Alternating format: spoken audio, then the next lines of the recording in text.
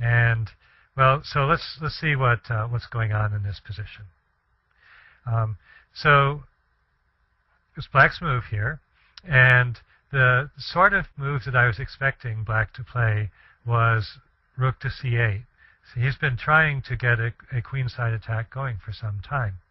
But in this position, I felt that after I play king to b1, my king would really be pretty safe from any queenside attack.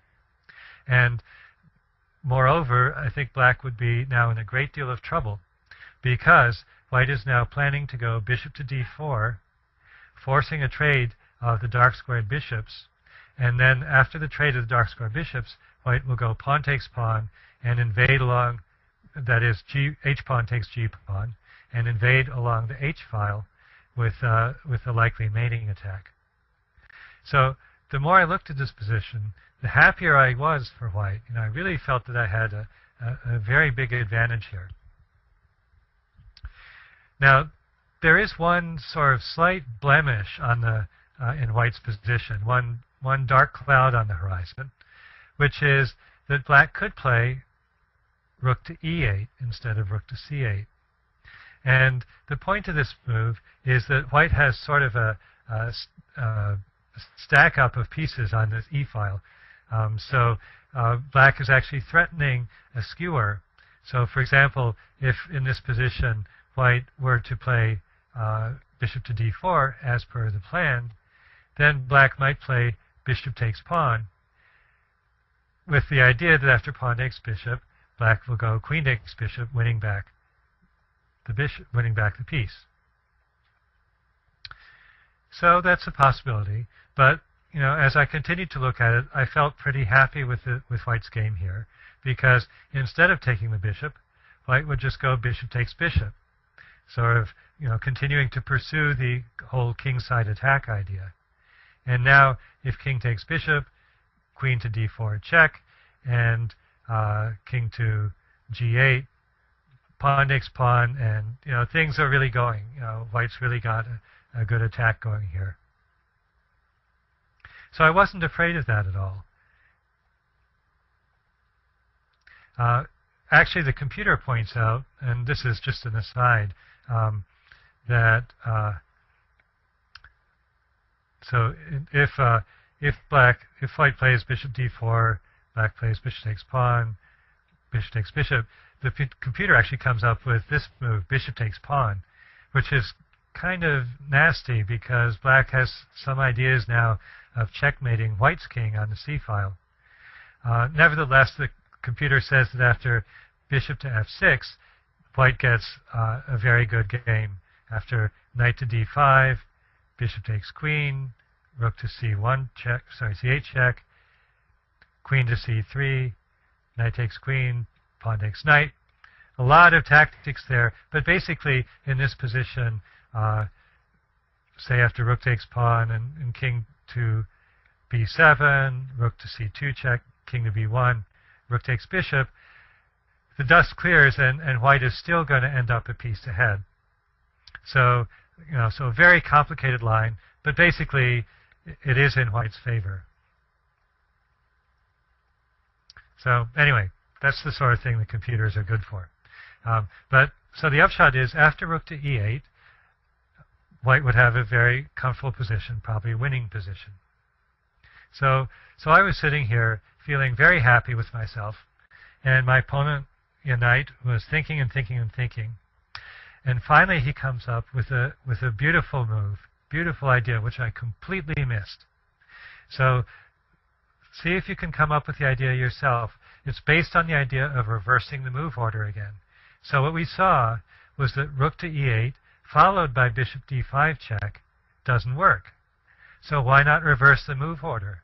Instead of playing the rook move first, play the bishop move first. And so that's exactly what the knight did. And I was totally stunned. I had not seen this coming. And it's completely different. Because now, if White tries the bishop d4 business, it's not going to work because Black is going to play bishop takes pawn. And Black is now getting all that mating threat stuff going much too quickly. And plus, Black has also won 2 pawns in this variation. So, the more I looked at this, the more I realized, that this is just no good for white.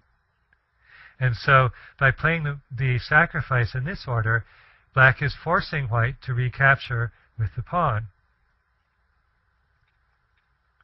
And now black plays rook to e8, and we go into that other line, which is not as good for white, because now after I play bishop to d4, black plays queen takes bishop, and if I play bishop takes bishop, which is what I did do in the game, black can play queen d2 check, and he succeeds in getting the queens off the board before white can get his kingside attack going. And what happened in the game was that I played rook takes queen, he went pawn takes bishop, king takes bishop, and black is now a pawn up, and eventually, thanks to a few more mistakes on my part, black won the game. Now, I should emphasize that this was not actually a winning combination for black. If we go back to this position, when I went over this game later with the computer says I should have played, instead of rook takes queen, I should have played knight takes queen, which makes perfect sense, because after king takes bishop, I play knight to e4, and now the knight is very strongly posted. Or even better would be to throw in a check first with h6 check, king g8, followed by knight to e4. And the computer evaluates this as being completely equal, and I have to agree, because black is a pawn up, but the extra pawn, the pawn on f7, is very easily blockaded by white. White is, of course, threatening already right away a knight check that would fork the king and rook, and also threatening knight takes pawn. So this would be really, really fine for white. So, of course, black probably should go king f8 instead.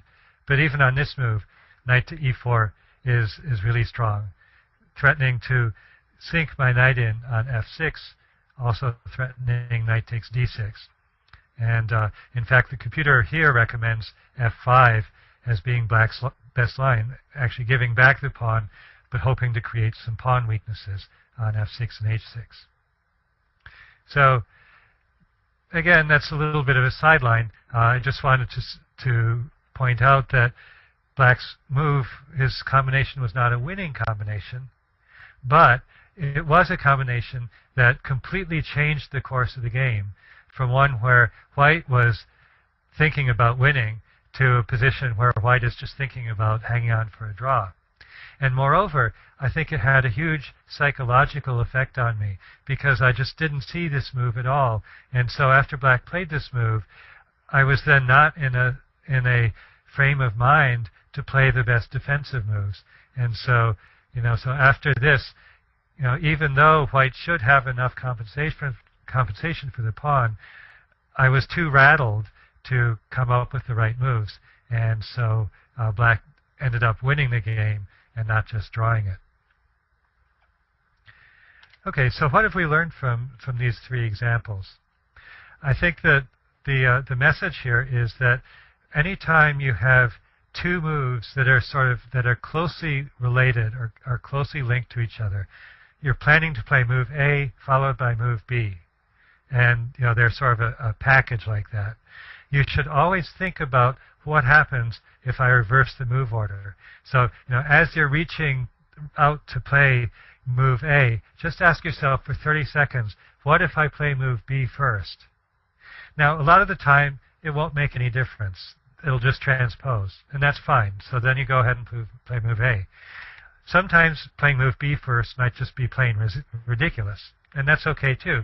But every now and then, as in these three examples, if you consciously ask yourself that question, you'll discover that playing move B first actually is better.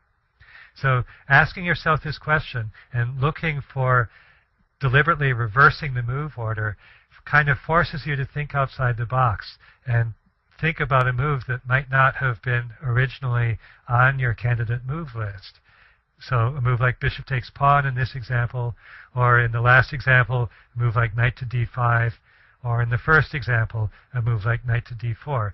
These moves that seemed to just give away a piece, but made perfectly good sense once you saw what was coming up next. So I hope this lecture has given you something interesting to think about. As I said, it's a tactical idea that I've never actually seen mentioned in a book. And if you can pull it off, you might save yourself a half point or even win a full point sometimes. So for chesslecture.com, this is Dana Mackenzie signing off.